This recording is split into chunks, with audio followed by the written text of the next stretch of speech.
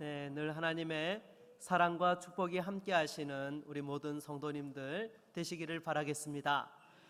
여러분, 우리가 이 세상을 살다 보면 다들 자기만의 아픔과 상처가 있기 마련입니다. 그것 때문에 또 분노하기도 낙심하기도 하는 것이죠. 그런데 이것을 잘 극복해야 되는데 또한 오히려 세상을 탓하고 또 세상을 향하여서 자신의 분노를 쏟아붓는 그런 사람들이 있습니다. 그런 것의 아주 대표적인 사건 가운데 하나가 무엇입니까? 1988년에 있었던 유전무죄, 무전유죄 사건인 것이죠. 여러분 아마 기억들을 하실 겁니다. 그 공주 교도소에서 이렇게 또 이감되는 중에 탈주한 탈주범들이 이렇게 끝까지 이 권총을 가지고 인질극을 벌였던 거, 여러분 뉴스에 생방송으로 소개되어져 가지고 처음에는 아마 이거 무슨 영화의 한 장면 보는 거 아닌가 그렇게 생각했던 분들도 계셨을 거예요. 그런데 그 탈주범 가운데 한 명이었던 지강원이 마지막에 이 죽기 직전에 외쳤던 말이 있죠. 바로 유전무죄, 무전유죄를 외쳤던 것입니다. 여러분, 이게 정말 한동안 우리 사회에 센세이션을 일으키면서 회자되었던 말이죠. 사실 탈주범이고 살인자였던 사람이 던진 말이었음에도 불구하고 우리 사회의 그 단면을 너무 이렇게 적나라하게 보여주는 그러한 부분이었기 때문에 너무나 많은 사람들이 거기에 공감을 하였던 것입니다. 우리는 이 세상을 살아가면서 정말로 돈과 권력이 얼마나 강력한 것인지를 종종 느끼게 되는 것입니다. 당장에 똑같은 죄를 지어도 돈 있는 사람은 좋은 변호사를 써서 형량을 낮춘다든지 또 심지어 어떤 경우에는 무죄 판결을 받기도 하는 것이죠. 여러분, 우리가 살아가고 있는 세상이 그런 모습들이 있는 것입니다. 당장에 미국에 아주 유명한 사건이 하나 있지 않았습니까? 미식 축구 스타였던 오제이 심슨이라는 사람의 그 전처가 아주 잔혹하게 살해되어서 이렇게 발견되었던 것이죠. 그리고 현장에서 발견되어졌던 모든 증거가 다 그 오제이 심슨을 범인으로 가리키고 있었습니다. 보통 일반인 정도라고 한다면 이런 사건에서 당연히 이 살인죄로 판결을 받고 또 복역을 했어야 하는 것이죠. 그런데 이 사람은 당시에 최고의 스포츠 스타였기 때문에 자신이 할 수 있는 그런 최고의 변호인단을 꾸렸던 것입니다. 당시에 들리는 말로는 이 변호사비만 39억을 썼다라는 그런 이야기가 있는데요. 아무튼 이렇게 최고의 변호인단을 꾸려가지고 이 문제를 어떻게 가져갔느냐, 인종차별 프레임으로 반격을 하면서 결국에 무죄를 선고받았던 것입니다. 그럼에도 여러분, 세상을 부정적이고 저주하며 미워하며 살아가서는 안 되는 것이죠. 자신의 아픔과 상처에 대하여서 합리화를 할 수 있고 변명은 할 수 있을지 몰라도 그것은 결코 세상을 변화시키지 못합니다. 오히려 다른 사람들에게 상처와 아픔을 주게 되는 것이죠. 여러분, 그런 면에서 이런 상처와 아픔을 잘 극복했던 대표적인 사람 가운데에 바로 이 애플의 창업자 스티브 잡스가 있죠. 여러분, 이 사람은 태어나면서부터 부모에게 버림받았던 사람이었습니다. 미혼모의 아들로 태어나서 태어나자마자 다른 사람에게, 부모에게 입양되었고요. 또 대학도 제대로 마칠 수 없어서 중퇴하게 되었던 것입니다. 그리고 심지어 자기가 만든 회사에서 해고당하고 쫓겨나기까지 했던 사람이죠. 그럼에도 당당하게 쫓겨났던 그 회사에서 오히려 찾아와서 제발 우리 회사를 맡아달라고 해서 그렇게 복귀해서 만들어냈던 작품이 무엇입니까? 그 유명한 아이폰을 만들게 되었던 것이죠. 새로운 IT 시대를 여는데 아주 결정적인 역할을 하게 되었던 것입니다. 정말 대단한 인생 역전을 이루었던 사람이었던 것이죠. 그래서 이 스티브 잡스가 스탠포드 대학교 졸업식에 이 축사 연사로 초대를 받아가지고 축사를 하면서 이런 자신의 아픈 과거에 대해서 언급을 했던 것입니다.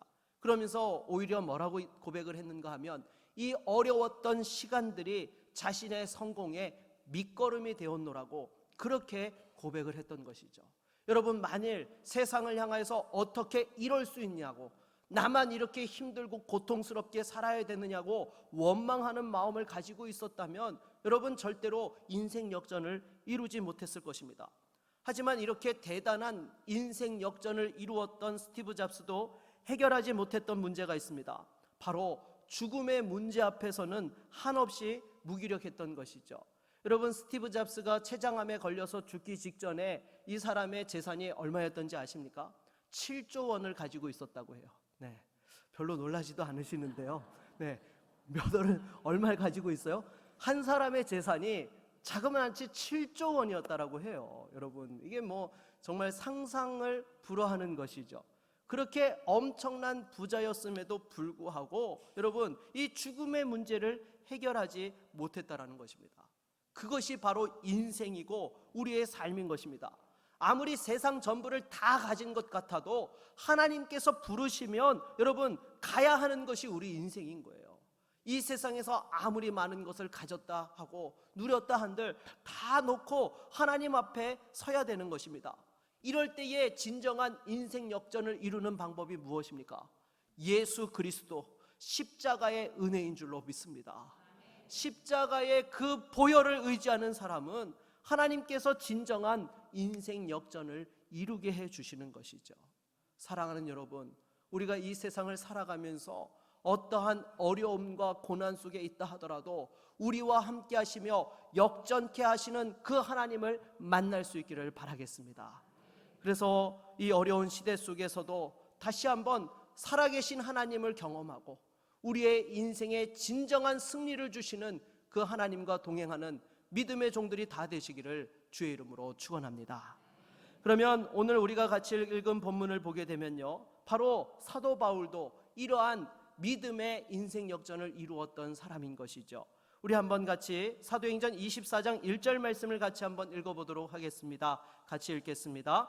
닷새 후에 대제사장 아나니아가 어떤 장로들과 한 변호사 더둘로와 함께 내려와서 총독 앞에서 바울을 고발하니라. 아멘.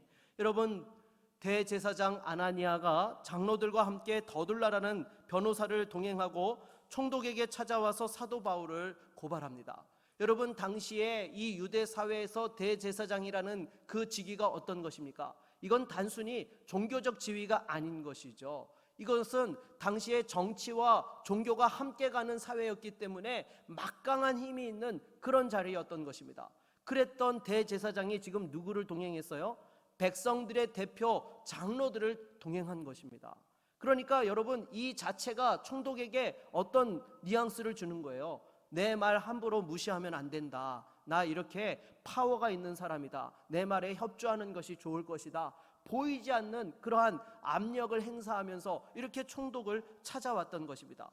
그리고 지금 보니까 변호사를 한 사람 또 같이 동행했다고 해요. 여러분, 더둘로라는 사람이 당시에 변호사라고 이야기하는데 우리는 이 이름을 읽으면서 그냥 뭐 변호사 이름을 왜 소개하지 그러고 무심결에 읽고 지나가는 그런 부분들이 많을 것입니다. 근데 성경에 기록되어지는 이름은요, 결코 그냥 시시한 사람들이 기록되는 것이 아닙니다. 여러분, 이 성경에 기록될 정도로 또 대제사장이 함께 동행하는 변호사였다라고 한다면 당대에 아마 최고의 변호사였을 것입니다. 이런 사람이 와서 지금 또 어떻게 말합니까? 우리 3절로 4절도 같이 한번 읽어볼까요? 같이 읽겠습니다. 벨릭스 각하여, 우리가 당신을 힘입어 태평을 누리고 또 이 민족이 당신의 선견으로 말미암아 여러 가지로 개선된 것을 우리가 어느 모양으로나 어느 곳에서나 크게 감사하니이다. 당신을 더 괴롭게 아니하려 하여 우리가 대강 여짜오나니 관용하여 들으시기를 원하나이다. 아멘. 여러분, 지금 이 대제사장이 말하는 것을 보십시오. 어떻습니까? 딱 품격이 느껴지지 않습니까? 그 총독에게 정말로 당신의 그 지도력 때문에 우리가 평안하게 살 수 있게 되었다라고 상대를 높여주고 이렇게 존중해 주는 것을 보게 됩니다. 그러면서 지금 우리가 어쩔 수 없이 지금 당신에게 찾아와서 이렇게 사건을 의뢰하게 되는데 관용하면서 들어달라고 정말 너무 젠틀하게 이렇게 이야기를 하는 것을 보게 됩니다. 그리고 아마도 유추해 보건대 여러분, 이렇게 찾아갔으면 어떻게 했을까요? 또 뇌물도 두둑히 챙겨 주었으리라고 예상해 볼 수 있는 것이죠. 왜냐하면요, 여러분, 이 24장 26절을 보면 이런 말씀이 나와요. 동시에 또 바울에게서 돈을 받을까 바라는 거로 더 자주 불러 같이 이야기하더라.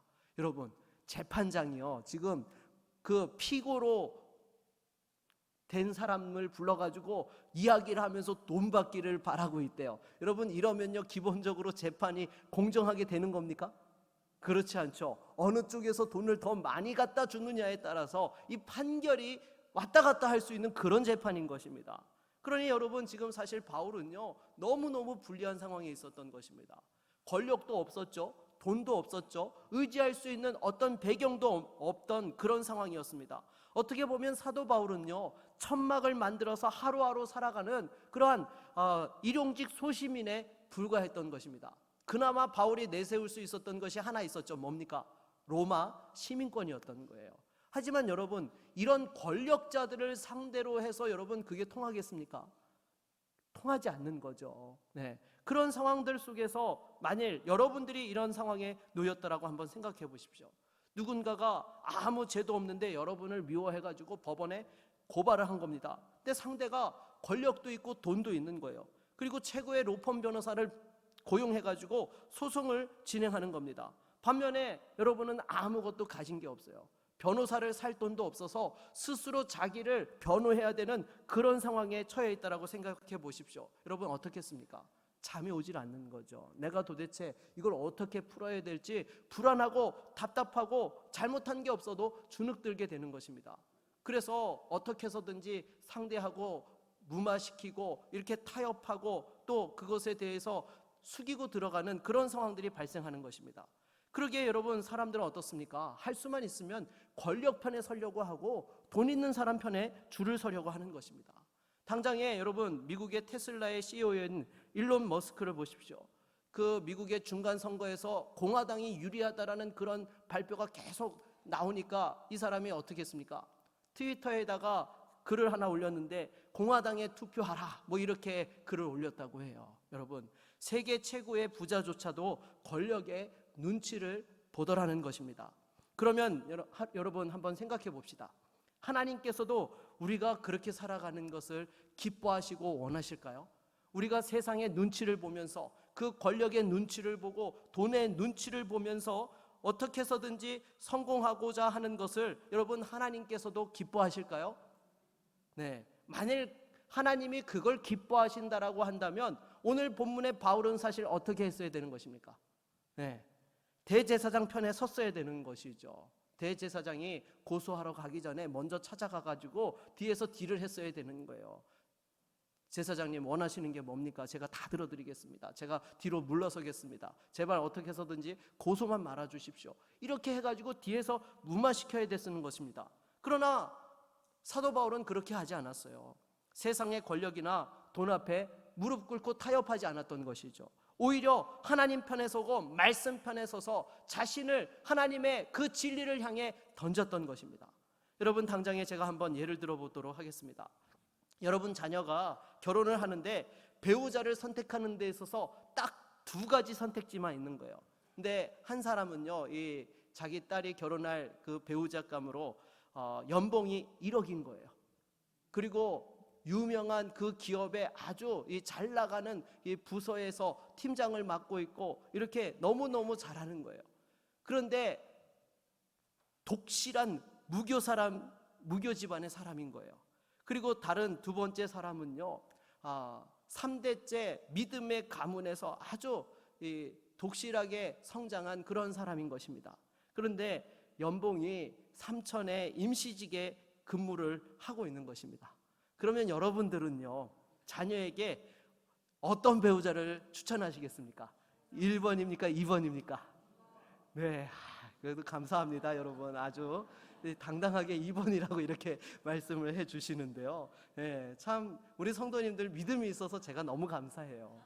근데 제가 서울에서 사역을 할 때 보니까요, 여러분 이 처음에 물을 때는 2번이라고 얘기를 하는데 막상 이제 결혼을 앞두고 배우자를 이제 데려와가지고 기도 부탁한다고, 결혼 주례를 부탁한다고 이야기를 하면서 이야기를 들어보면요, 그렇지 않은 경우가 너무 많더라는 거예요. 저한테 와가지고 목사님, 제 딸이 이번에 결혼을 하게 되었는데요, 정말 좋은 사람을 만났어요. 어느 회사에 아주 잘 나가는 그런 사람이라고, 정말 인격도 좋고 주변에서 칭찬이 자자하다고 아주 그냥 침이 입에 마르지 않도록 칭찬을 하는 거예요. 근데 딱 한 가지 부족한 게 있는데 아직까지 예수를 안 믿는다는 거예요. 그러면서 어떤 사족을 붙이는가 하면요, 자기도 원래 예수 안 믿었는데 결혼하고 예수 믿게 된 것처럼 우리 아이도 열심히 전도를 하면 아마 예수 곧 믿을 것 같아요. 네. 아직 교회 나온다고 약속도 받지 않았는데 그냥 자기가 먼저 그렇게 얘기를 하는 거예요. 여러분, 사실 세상은요, 그냥 이런 상황에서 일도 고민하지 않아요. 그냥 돈 많이 버는 안정적인 사람을 택하지요. 하지만 우리 믿음의 성도들은 어떻게 됩니까? 영적으로 깨어 있으면요, 이 상황에 대해서 어떻게 돼요? 네, 솔직히 한번 고민하지 않겠습니까? 아무리 믿음이 좋은 것이지만 현실의 문제 때문에 살짝 고민하기 마련인 것입니다. 그래도 믿음이 있는 분들은 어떻게 택합니까? 믿음의 사람을 택하는 것이죠. 그러기에 여러분, 정말로 우리가 이 선택의 기로에서 권력의 편에, 돈의 편에 서는 것이 아니라 꼭 하나님 편에 설 수 있기를 바라겠습니다. 그렇다면 여러분, 왜 우리가 하나님 편에 서야 되는 것일까요? 그것은 바로 하나님께서 기뻐하시는 자리이기 때문인 줄로 믿습니다. 하나님 편에 서는 것을 하나님이 기뻐하세요. 그리고 또 한 가지 있죠. 무엇입니까? 그것이 진짜 승리의 자리이기 때문인 거예요. 여러분, 지금 당장 아무리 잘 나가는 것 같아도요, 그것이 끝까지 잘 나간다라는 보장이 있습니까? 없습니다. 그리고 더욱이 신앙이 없다라고 한다면 그 마지막은요, 그냥 정해져 있는 거예요. 하지만 우리 믿는 성도들에게는 무엇이 기다리고 있습니까? 영원한 승리, 영원한 생명, 천국이 있는 줄로 믿습니다. 그러게 여러분, 지금 당장의 유불리를 보는 것보다도요, 하나님이 기뻐하시는 자리가 어디인지를 볼 때에 우리는 최종 승리를 거둘 수 있게 되는 것입니다. 그러게 하나님 편에 서면요, 반드시 최종에 승리하게 되는데요, 이걸 뒤집어서 이야기하면 여러분 어떻습니까? 하나님 편에 서면 초반에 불리할 때가 많다라는 거예요. 여러분, 솔직히 우리가 세상에서 믿음으로 살려고 하면요, 불리한 것이 한두 가지가 아니에요. 세상 사람들과 똑같은 방법으로 경쟁할 수 없기 때문에 우리가 여러 가지 불리하게 되는 것이죠. 그러니까 사람들이 어떻습니까? 믿음이 연약한 분들은 하나님 편에 안 서려고 해요. 왜요? 당장 손해보니까, 당장 어려움이 오니까. 대표적으로 이스라엘 백성들이 그렇지 않습니까? 출애굽해서 가나안 땅에 들어갈 때에 하나님께서 순간이동으로 가나안 땅에 보내주신 것이 아닙니다. 어디로 보내셨어요? 광야로 보내셨어요. 그 광야가 사람 살만한 곳이 아니잖아요. 조금만 있으면 더워지고 물이 마르고 여러 가지 고통스러운 순간들이 매 상황 속에서 발생하는 거예요. 그러니까 그럴 때마다 여러분, 이 생명의 위험을 받으면서 백성들이 뭐라고 외쳤습니까? Go to back, 애굽을 외쳤던 것이죠. 네. 어떻게 해서든지 애굽으로 돌아가고자 하였던 것입니다. 왜냐하면 애굽은 정말 모든 것이 풍족한 그러한 곳이었고, 여러분, 노예로 살아간다 하지만 나름대로 그 안에서 자신들이 누리는 것들이 있었기 때문에 틈만 나면 애굽을 그리워했던 거예요. 여러분, 사실 이 당시에 이스라엘 백성들을 폄하하면 안 됩니다. 왜냐하면 우리도 만일 그 상황에 있었다라고 한다면 끊임없이 하나님께 원망하고 불평했을 거예요. 여러분, 생각해 보십시오. 우리가 믿음의 선택을 했을 때에 하나님께서 축복의 대로를 열어주시는 것을 확신하지만요, 당장에 고난이 오고 어려움이 오면 우리의 입술에 뭐가 나옵니까? 감사와 찬송이 나오세요? 하나님 감사합니다. 제가 믿음의 결단을 했더니 이런 고난으로 나에게 영원한 상급을 예비해 주시니 감사합니다. 할렐루야. 여러분, 이러세요? 솔직히 이런 사람들이요, 처음 기도 그렇게 시작하지 않아요. 왜 나만 겪는 고난이냐고. 지금 하나님 앞에 내가 믿음으로 헌신하고 결단했는데 왜 나에게 이런 고난이 오냐고 오히려 하나님 앞에 원망하고 불평하기 마련인 것입니다. 그럼에도 여러분, 우리는요, 하나님 편에 서야 되는 줄로 믿습니다. 그것이 진정으로 거두게 되어지는 최종 승리이기 때문인 것이죠.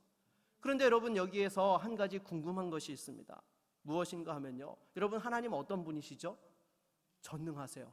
전지하세요. 모든 것을 다 아시고 시간과 공간을 초월하실 수 있는 능력의 하나님이세요. 그렇다면 애시당초 처음부터 그 하나님의 강력한 능력으로 우리 가운데 함께 해주셔서 압도해 주시면 우리 모든 문제들이 쉽게 풀어갈 수 있는 거 아니겠습니까?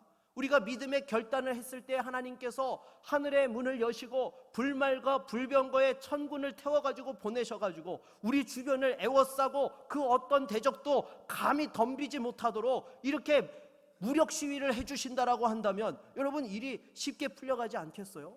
여러분 생각해 보십시오. 여러분들이 세상에 딱 나갔는데 하나님이 보내신 천군 천사가 지키고 있는 모습을 세상 사람들이 본다고 해보세요. 감히 함부로 여러분에게 대들겠습니까? 여러분이 뭔가 이야기하면요 어떻게 해서든지 도와주려고 하고 들으려고 할 것입니다. 그런데 하나님께서는 그렇게 압도적인 능력이 있으신데도 불구하고 왜 우리로 하여금 이 어려운 시간들을 통과하게 하시고 어려운 상황들을 버티게 하시는 것일까요? 우리는 그 신비를 알아야 되는 것입니다. 그 이유를 알아야 되는 거예요. 그래야지만 여러분 바른 선택을 하게 되고 결국에 승리할 수 있게 되는 것이죠. 여러분 우리는요 어떤 사람들이에요? 하나님보다도요 자신을 의지하는 사람들입니다. 인간의 본성이 그래요. 그래서 다른 사람들과 똑같은 상황에서 출발해가지고 내가 다른 사람들과 이 경쟁에서 승리하고 성공한다고 하면 어떤 생각을 하죠? 하나님께서 도우셔서 내가 잘 됐다라고 그렇게 감사하는 마음 같습니까? 아니요. 내가 잘나서 내가 능력이 있어서 내가 대단하고 지혜로워서 이렇게 되었다라고 여러분 그렇게 생각하는 거예요. 왜요? 인간은 타락하면서 하나님과 같이 되고 싶어하는 것이 인간의 죄성의 본질이기 때문에 어떤 상황들 속에서 교만해지고 자신을 높이는 것이 당연하기 때문인 것입니다. 그런데 하나님께서 가장 싫어하시는 것이 무엇입니까? 바로 이 교만인 것입니다. 하나님께 드려야 되는 영광을 가로채는 것을 정말 싫어하세요. 그러니까 애초에 하나님께서 어떻게 하시는 겁니까? 우리 힘으로 할 수 없는 상황에서 시작하게 하신다는 것입니다. 이거는 내 힘으로는 죽었다 깨어나도 할 수 없는 거고 하나님만이 하실 수 있다라는 것을 우리가 철저히 고백하고 인정하는 상황 속에서 시작하게 하신다는 거예요. 쓸데없는 생각하지 말고 교만치 말라고 그렇게 하시는 것입니다. 그래서 여러분 우리가 겸손하게 되면 어떤 유익이 있습니까? 철저히 하나님의 손에 붙들려서 그 하나님의 능력이 온전하게 드러나게 되는 줄로 믿습니다. 여러분 마치 이런 거예요. 운동하는 분들이 어떤 종목이든지 불문하고 처음 운동을 시작하면 가장 많이 듣는 말 중에 하나가 무엇입니까? 몸에 뭘 빼라고요? 힘을 빼라고 해요. 운동을 하게 되면요 항상 공통적으로 하는 말이 있는데 힘을 빼라고 하는 거예요. 우리는요 어떤 운동을 하게 되면 예를 들어서 야구를 한다고 생각해 보십시오. 그러면 이 초보자들은요 이 손목으로 팔로 공을 던지려고 해요. 힘을 쓰려고 해요. 그런데 진짜로 강속구를 던지고 외야에서 홈까지 그 먼 거리를 한 번에 던지는 그 선수들을 보십시오. 던질 때요 그냥 가볍게 던져요. 그 가볍게 던지는데 강속구가 뿌려지고 그 외야에서 거의 100m에 달하는 그 거리가 한 번에 그냥 날라와서 딱 꽂히게 된다는 것이죠. 왜 그렇습니까? 힘을 쓰는 원리가 다른 거예요. 이 힘을 쓸 때에 다리에서부터 시작해가지고 허리 힘을 가지고 그것이 자연스럽게 그 마지막 손끝까지 연결될 수 있도록 그렇게 할 때에 가장 최고의 파워가 나오더라는 것이죠. 그래서 여러분 우리가 하나님 앞에 쓰임 받을 때도 마찬가지예요. 하나님의 그 능력이 우리 가운데 역사하실 수 있도록 힘을 빼야 되는 거예요. 내 생각과 경험으로 자꾸 내가 힘을 쓰려고 하면 여러분 그 하나님의 능력이 온전히 우리 가운데 발휘되지 않는 것입니다. 그래서 우리를 통해서 하나님께서 일하실 때에 가장 먼저 작업하시는 것 중에 하나가 철저히 하나님 의지하고 내 생각, 내 경험, 내 고집 내려놓도록 철저히 겸손하게 만드는 작업들을 하신다는 것입니다. 그러면 아무리 불리한 상황들 속에서도 하나님께서 역사하셔서 순식간에 역전의 은혜가 임하게 되는 것이죠. 여러분 이스라엘 백성들 보십시오. 제가 얼마나 여러분들에게 자주 말씀드립니까? 그 홍해 앞바다가 가로막고 있고 애국 군대가 추격하고 있을 때 인간적으로 다 끝난 겁니다. 근데 하나님께서 모세에게 뭐라고 하세요? 그 손에 든 지팡이를 홍해를 향해 내밀라고 말씀하세요. 여러분 그때에 이 모세가 순종할 때에 홍해가 갈라지는 역사가 일어난 줄로 믿습니다. 그러기에 하나님의 역전승을 경험하기 위해서는요, 가장 필요한 것이 무엇입니까? 하나님께서 반드시 책임져 주신다는 믿음의 확신이 있어야 되는 것이고요, 어떤 상황 속에서도 겸손하게 순종할 줄 알아야 된다는 것입니다.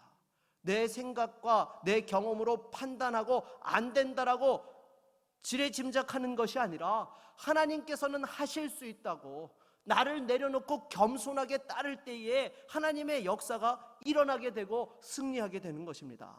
여러분, 우리가 지금 진행하고 있는 교회 건축도 마찬가지죠.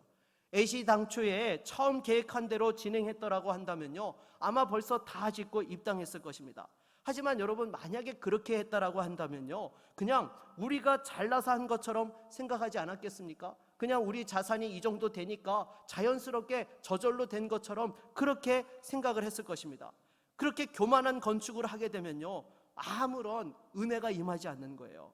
하나님께 대한 간절함이 없고 내 힘으로 했다라고 한다면요, 여러분, 아무리 건축을 잘한들 하나님 의지하지 않는데 어떻게 제대로 쓰임 받을 수 있겠습니까?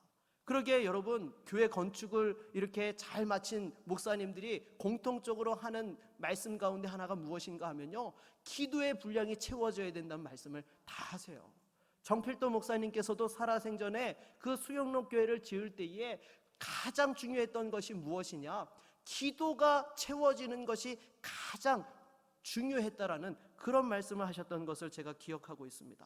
그래서 여러분, 이렇게 기도가 채워지지 않으면요, 여러분, 너무나 건축이 잘 진행된 것 같아도 나중에 은혜가 없기 때문에 우리가 했다라는 인간적인 생각이 앞서 나가다 보면 거기서 많은 문제가 터지게 되더라는 것입니다.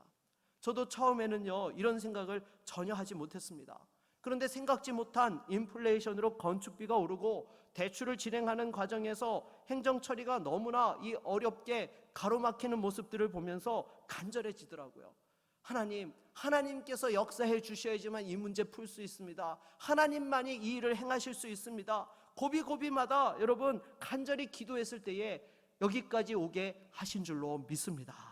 그러기에 여러분, 이 과정을 통해서요, 제가 깨달은 것이 무엇인가 하면, 정말 교회가 능력이 있고 모든 것이 구비되어졌다고 하는 것이 아니라 하나님의 은혜 없이는 할 수 없는 것이구나라는 것을 깨닫게 된 것입니다. 그리고 여러분들도 마찬가지잖아요. 그냥 건축을 맡은 몇몇 분들이 담임 목사와 알아서 하는 거고 그냥 이렇게 구경하듯이 하는 분들 계시지 않으셨나요? 우리 교회 뭐 그런 분들 없으셨겠죠. 근데 아무튼 이 과정들이 생각지 못한 어려움들이 오니까 여러분들도 기도할 때 여러분 어떻습니까? 더 기도하게 되시잖아요. 하나님께서 도와주셔야 됩니다라고 기도하게 되잖아요. 그런데 이것을요, 여러분, 우리 하나님이 기뻐하신다는 것입니다. 사실 처음에 계획했던 것보다 많이 부담되는 것 사실입니다.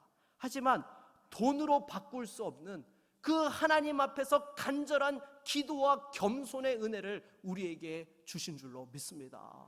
여러분, 이 기도가 살아있게 되고 겸손하게 되어지면요, 하나님께서 은혜 위에 은혜로 부어주시고 복의 복으로 역사해 주시는 것입니다. 교회가 없는 곳에 이제 교회를 세워 복음을 전하고 다음 세대의 부흥을 우리가 이루어가게 될 것인데요, 이제 여러분 다음 주부터는 본격적으로 이제 터파기 작업이 시작되게 됩니다. 반드시 역전시켜 주실 그 하나님을 기대하며 함께 기도하며 나아가는 우리 모두가 될 수 있기를 바라겠습니다. 여러분의 가정도 마찬가지인 것입니다. 여러분, 이번 주 목요일에 무엇이 있죠? 네, 수능 시험이 있습니다. 네, 여러분, 참 자녀들이 또 이렇게 부족하다고 포기한 분들 계십니까? 아니요, 여러분 포기하지 마세요. 철저히 하나님 의지하고 최선을 다하십시오. 하나님 반드시 책임져 주시고 역전시켜 주십니다. 해봤자 소용없다고 포기하면요, 그 소용없다는 믿음대로 하나님께서 응답해 주시는 것입니다. 그러나 어떤 상황 속에서도 합력해서 선을 이루신다라는 그 믿음의 확신을 가지고 하나님 앞에 최선을 다하면요, 여러분 반드시 길을 열어주세요. 여러분, 저희 집 아이 이야기를 잠시 할까 합니다. 작년에 저희 아이가 이제 고등학교를 졸업하고 처음 이 수능을 준비를 하면서 입시를 준비를 하면서 수시 때에 11장을 냈어요. 몇 장을 내요? 11장을 썼어요. 왜냐하면 이 녀석이 과학고를 다녔기 때문에 기본적으로 수시 쓸 수 있는 6장 카드에다가 플러스 과기원 5장이 더 있어서 11장을 썼는데요. 수시에서 된 게 하나도 없는 거예요. 아예 그냥 1차 자체를 통과를 못한 거예요. 그러고 나서 수능 시험을 딱 보고 나더니 이 녀석이요, 자기는 정시 안 하겠대요. 그냥 바로 재수를 하겠다는 거예요. 사실은요, 그때에 저도 살짝 고민이 들었어요. 왜냐하면 여러분, 제가 기도를 했겠습니까? 안 했겠습니까? 했죠. 근데 어떻게 됐어요? 11장이 다 떨어진 거예요. 그리고 정시도 안 보겠다는 거예요. 하나님, 이게 지금 어떻게 된 겁니까? 네, 이 목사 자녀가 이래도 되는 겁니까? 제가 참 하나님 앞에 살짝 고민이 들었어요. 그런데요, 여러분, 정말로 이 아이가 이 1년 동안의 시간을 보내오면서요, 하나님께서 은혜를 주셨어요. 뭔가 하면요, 아이가 부모한테 기도 요청을 하더라고요. 이전에는요, 자기가 뭐 답답한 것이 있어도요, 먼저 기도 요청하는 법이 없었어요. 근데 전화 통화할 때마다 아빠 기도해 주세요. 하나님 도와주셔야지만 저 이거 끝까지 갈 수 있어요. 여러분, 그리고 이 녀석이요, 정말 부모한테 감사하더라고요. 왜냐하면 이 어려운 상황들 속에서 자신에게 해주는 부모에 대해서 이 감사한 마음이 있더라고요. 제가 여러분, 이거면 되지 않습니까? 일평생 살아가면서 자기 힘으로 살아갈 수 없고 하나님 도와주셔야지만 살 수 있고 감사할 줄 알면 여러분, 그거면 된 거 아니겠습니까? 여러분, 기도는요, 절대로 땅에 떨어지지 않습니다. 당장 내가 원하는 것을 얻지 못하는 것 같아도요, 절대 그게 아니에요. 반드시 기도하면요, 하나님께서 그조차도 합력해서 선을 이루어 주시는 줄로 믿습니다. 여러분, 하나님께서 포기하지 않으셨는데 왜 여러분이 먼저 포기합니까? 절대로 포기하지 않고 역전시켜 주시는 그 하나님을 바라는 믿음의 종들이 다 될 수 있기를 바라겠습니다. 얼마 전에 주일학교 선생님을 통해서 한 간증을 들었습니다. 무엇인가 하면 이 선생님이 이 아이들을 전도를 하게 되었는데요, 이 아이들이 좀 소위 학교에서 노는 아이들이었던 거예요. 그래가지고 학교에서 사고를 쳐가지고 이 회의가 열리게 되어가지고 이 잘못하면 강제로 다른 학교로 전학을 가야 되는 위기 상황에 처했던 것입니다. 그리고 아이 부모님도 노력을 하는 데까지 다 했는데도 안 되니까 포기하고 있는 상황이었는데요, 이 아이를 전도했던 선생님이 기도를 하는데 하나님께서 계속 부담을 주시더라는 거예요. 네가 가라, 네가 가라. 여러분, 부모님이 찾아가서도 해결을 못했는데 교회 선생님이 찾아간다고 여러분 그 문제가 해결됩니까? 안 됩니까? 네, 인간적으로 생각하면 이건 뭐 안 되는 거예요. 보호자도 아닌데 교회 선생님이 찾아간다고 한들 무슨 소용이 있겠어요? 근데 이 선생님이 아이를 전도를 했으니까 책임감이 있으니까 하나님 앞에 이 아이 제발 도와달라고 기도하는데 하나님께서 계속 네가 가라는 감동을 주시더라는 거예요. 그래서 교장 선생님을 찾아가가지고 대신 잘못했다고 용서를 구했는데 교장 선생님이 묻더라는 겁니다. 당신 누군데 와서 이렇게 하냐고. 이 아이 교회 선생님이라고. 네. 거기에 감동을 해가지고요, 여러분, 그 모든 사건이 잘 교내 봉사로 잘 처리가 되었다는 거예요. 그리고 아이도 정말 열심히 나와서 신앙생활을 하는 계기가 되었다는 것입니다. 여러분, 부모도 포기한 상황 속에서 하나님께서 주신 마음을 가지고 나아갔더니 역전시켜 주시는 은혜를 주신 줄로 믿습니다. 여러분, 말씀을 맺겠습니다. 지금까지 여러분의 삶에서 계속 지고만 계셨습니까? 삶의 경기가 잘 풀리지 않아서 지금 다 포기하고 손 놓고 계셨습니까? 아니요. 여러분, 아직 경기 끝나지 않았어요. 여러분, 하나님께서 반드시 역전시켜 주실 줄로 믿습니다. 하나님 편에 서십시오. 하나님께서 기뻐하시는 자리에 서십시오. 반드시 여러분들을 책임져 주시고 여러분들의 삶에 그 역전의 은혜로 역사해 주실 줄로 믿습니다.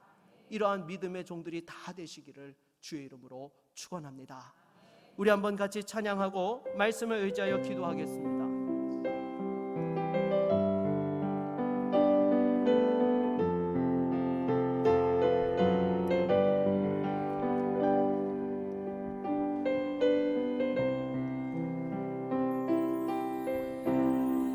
기도를 멈추지 마라.